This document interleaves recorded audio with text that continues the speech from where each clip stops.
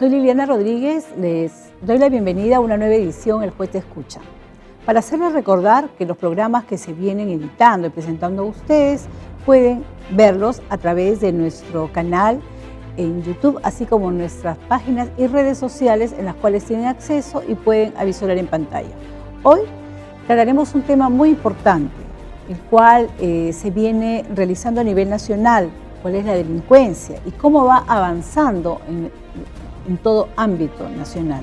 Es así que Trujillo ha sido catalogada como una ciudad muy violenta, tal vez una de las que ejerce mayor violencia a nivel nacional. Y debido a ello es que se analizará en concreto cuál es la respuesta que da el Poder Judicial a través de los fallos judiciales, ya que se viene observando a través de los medios de difusión diferentes casos que son presentados a la comunidad y la sociedad opina, pero no conoce ciertamente cuál es el criterio que tienen los jueces al momento de graduar el quantum de pena y la aplicación de ella. Por ello es que tenemos un invitado esta mañana, quien es un magistrado especializado en lo penal, a quien le pediremos que nos dé una explicación en forma muy sencilla cuál es el criterio que tienen los magistrados. Ello y muchas más veremos luego del siguiente bloque comercial.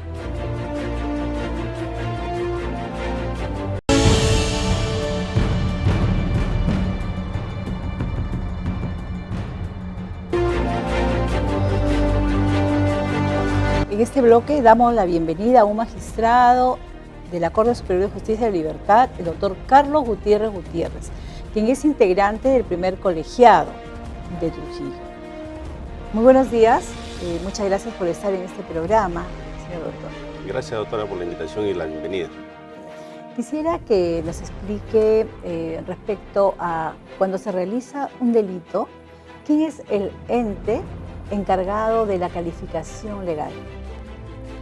Aunque a veces pareciera para la ciudadanía que es la policía quien califica un hecho, la policía toma conocimiento de un hecho y es la fiscalía.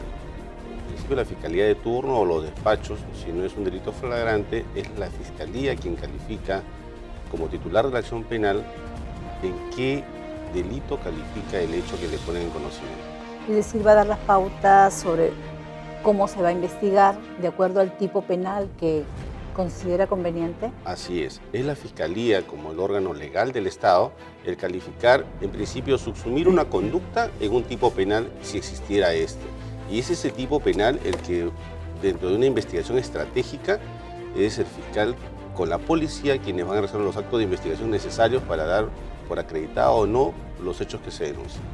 Respecto a la diferencia que existe entre el delito de hurto y robo, ¿cuáles son las mayores o más notadas diferencias entre ambos tipos penales? Por favor, si podríamos explicar eso. Claro.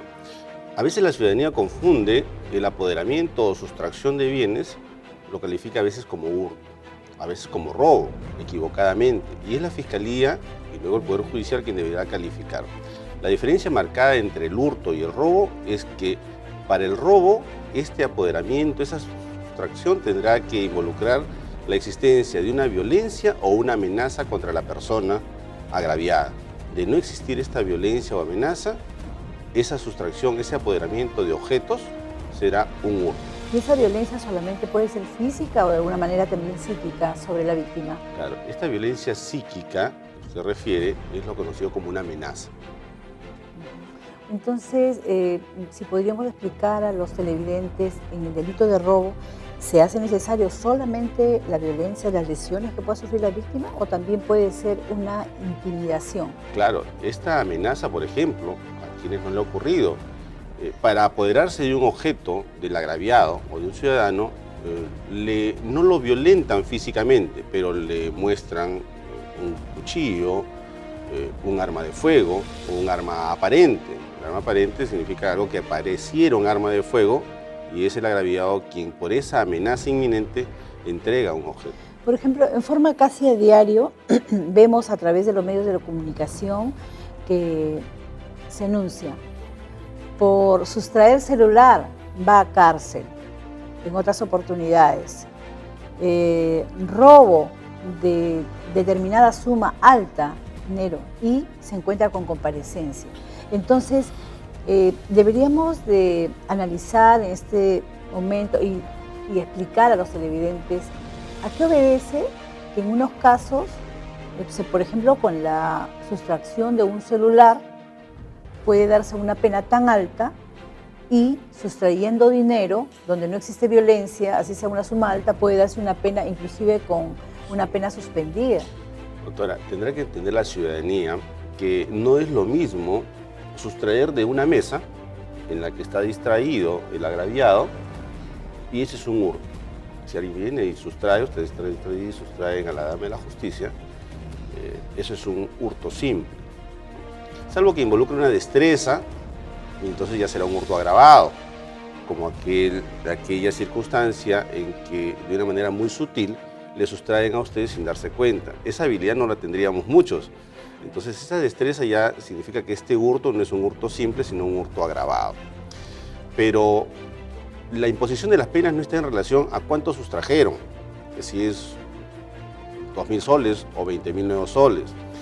La gravedad de la pena a imponerse entre un hurto agravado y un robo agravado es porque el hurto agravado involucra una pluriofensividad, es decir, se ha vulnerado no solamente el bien jurídico patrimonio del cual se han apoderado ilegítimamente, sino que involucra también la integridad corporal porque ha sido violentado o ha sido amenazado, y eso involucra también una afectación a la persona. Entonces, por esta gravedad de este injusto penal, esta conducta lesiva, es que no es lo mismo un hurto que un robo, y los robos tienen mayor penalidad. Así tenga la sustracción de un bien mueble de menor porque para que, valor, para que sea robo agravado no involucra, no importa el valor del bien.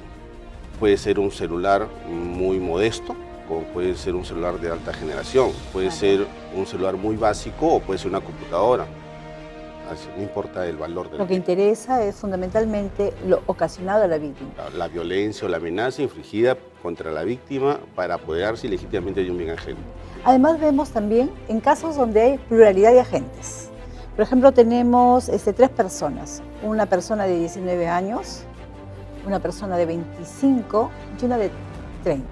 En la de 19 años se trata de un joven que no tiene antecedentes. El segundo involucrado, una persona de 25 años que tampoco tiene antecedentes. Y la tercera persona, por ejemplo, una persona de 30 años con antecedentes.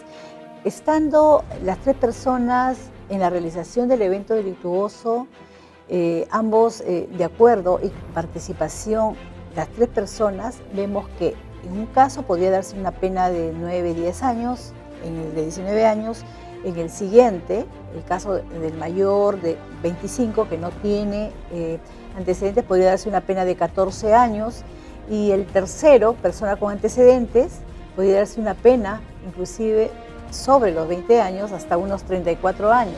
Entonces, quisiera que eso explique de qué manera se toma. La imposición de las penas, en principio, tiene que estar establecido primero cuál es el tipo penal. En estas circunstancias de un robo agravado porque concurren la pluralidad de agentes, cuando un apoderamiento ilegítimo con violencia o amenaza lo realizan 2 o más personas, ya es un robo agravado. Podría ser también en la noche o en inmueble habitado. Pero en este caso concreto que usted plantea es con pluralidad de agentes. Entonces el marco punitivo legal es de 12 a 20 años. 12 como mínimo y 20 como máximo bajo esas circunstancias. Sin embargo, ese se le llama jurídicamente la pena abstracta, la pena básica, la pena que establece las normas legales.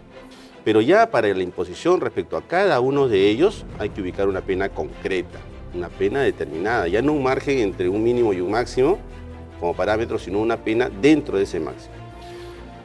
Ahora, hay aspectos jurídicos relevantes. Responsabilidad restringida por la edad.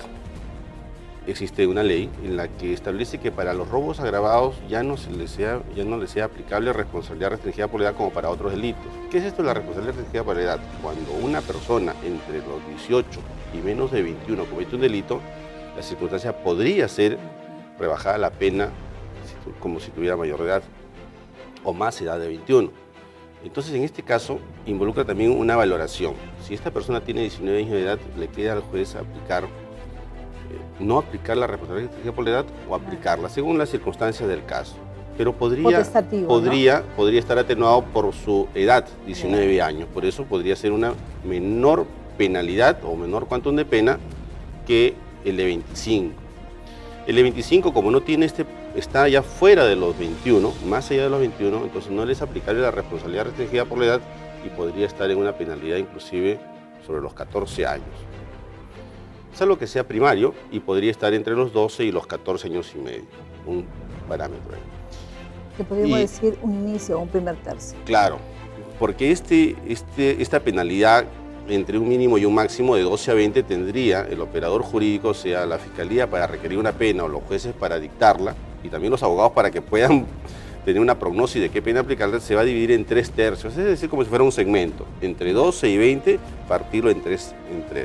Primer tercio, tercio medio y tercio superior. Tendrá que identificarse si hay atenuantes privilegiadas también para ir por debajo del mínimo, o agravantes para estar en tercio superior, o agravantes calificadas en el caso de reincidencia para ir más arriba de los 20 años. Claro. De tal manera que no es al arbitrio, sino la norma exige y señala. Claro, y exige a los operadores jurídicos y exige al juez que en las sentencias establezca por qué ha determinado una pena específica a imponerse, por qué es 12, por qué es 14, por qué es 18, por qué es 20 o por qué es sobre los 20.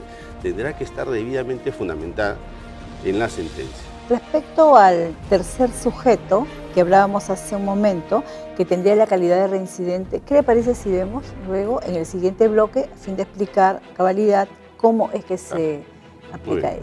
¿Bien? En el siguiente bloque seguiremos analizando el tema cómo es que se emiten fallos a las personas que tienen reincidencia.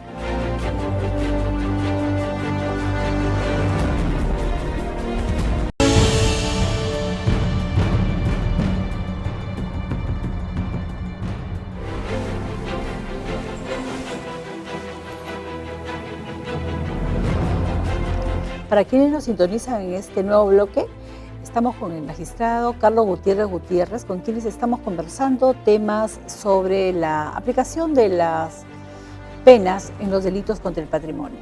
Bien, conforme habíamos visto la anterior pregunta, respecto a la situación de un tercer agente, el cual tendría la condición de reincidente ante la situación de uno de ellos que tiene responsabilidad restringida, el segundo reo primario y el tercero reincidente. Ya. Como el contexto de la pregunta está en el ejemplo que lo hizo de un robo agravado con pluralidad de agentes, no los tres, el de 19 y el de 25 años de edad y el de 30 años de edad van a tener la misma penalidad. Cada uno de ellos tendrá la pena que le corresponde, aún así sea el mismo robo agravado. Ya se explicó porque el de 19, estando en un margen de pena, en un margen de edad, podría ser en un primer tercio o quizás atenuado. El segundo en el tercio medio, quizás encima de los 14 años. Pero aquella persona que es reincidente, son dos conceptos que agravan esta penalidad. Si ya se señaló que es un robo agravado entre 12 a 20, tendrá que a esta persona que es reincidente, son dos conceptos jurídicos, reincidencia y habitualidad. ¿En qué difieren? Reincidente es aquella persona que ya habiendo sido condenada con pena efectiva, ha estado, un ejemplo práctico, en el penal cumpliendo una condena, y ha salido con beneficio penitenciario o con el cumplimiento total de la pena, comete otro delito, ¿ya? 3 delitos en 5 años, entonces esta persona es calificada como reincidente y va a incrementar ya la penalidad por un nuevo hecho, inclusive por encima de los 20 años hasta una mitad, no más allá de los 35 tampoco. Y el otro concepto es que para que quienes cometen delitos dolosos, delitos intencionales, voluntarios, distintos a los culposos, es que son considerados habituales si han sido condenados pero no han estado cumpliendo esa condena en el penal. Sino penas suspendidas. Claro, que se conoce como penas suspendidas en su ejecución, ¿no? Habiendo tenido la oportunidad del Estado de que cumpla una condena, no en prisión, sino en libertad, cometen de nuevo también 3 delitos en 5 años, entonces son considerados habituales. A ellos también se va a incrementar la pena y esta vez ya no será seguramente suspendida en su ejecución. Ya. Pero acá hay algo importante, que es, hemos delimitado cómo es que se da la pena a cada una de las personas de acuerdo a las características particulares de cada uno. Pero también hay un hecho y una diferencia muy saltante en que, supongamos, la persona que es delincuente primario con responsabilidad restringida, que va a tener una pena mínima, ¿no? Y además se somete a una solución alternativa, medio alternativo, como terminación anticipada. La pena sería mucho menor. Claro. La ley 30076 desde agosto del año pasado estableció la obligación de los órganos jurisdiccionales, de los juzgados, sí, que en juzgamiento deben fundamentar lo que se explicaba hace un momento en tercios, primer tercio, tercio medio y tercio superior. Y estas circunstancias de la edad y ser primario lo hace que la pena a imponerse esté ubicada en el primer tercio o hacia abajo. Pero existen también medidas procesales, circunstancias procesales en las que dos son las más marcadas. Terminación anticipada, que es un proceso especial en la que, sin haberse acusado aún a la persona, al responsable o al presunto responsable, este acepta los cargos. Entonces, ante el juez de investigación preparatoria, no ante los órganos de juzgamiento, sino ante el juez de investigación preparatoria, que es el juez constitucional en materia penal, se hace una audiencia en la que la persona, con su abogado defensor y con la fiscalía, proponen un acuerdo de pena para no llegar a un juzgamiento. Entonces, a cambio de una reducción de la pena. Entonces, se puede decir en términos de favorabilidad o de premio procesales, como un derecho premial penal, que el Estado ya no se distrae en audiencias de juzgamiento, sino que lo deja para otros casos, y habiendo aceptado, el imputado, habiendo aceptado los cargos, va a tener una reducción por debajo. Claro, ¿cuánto de reducción? Es una reducción razonable, es un sexto de la pena normalmente impuesta. Claro.